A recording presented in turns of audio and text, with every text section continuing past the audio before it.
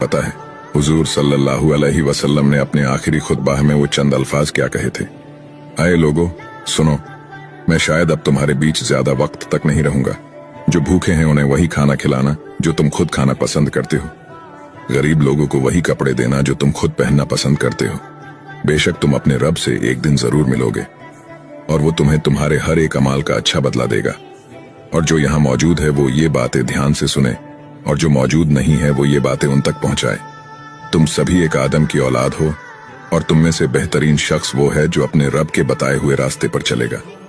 और अपने दिलों से एक दूसरे के लिए किना निकाल दो और कयामत तक तुम्हें इस बात का ख्याल रहना चाहिए कि एक मुसलमान दूसरे मुसलमान का भाई है और सभी का एक दूसरे पर हक है। और फरमाया रसूलुल्लाह सल्लल्लाहु अलैहि वसल्लम ने, वो चेहरा नूर से रोशन हो जो मेरी कही हुई हदीस सुने और वो दूसरों तक पहुंचाए। सुभान अल्लाह।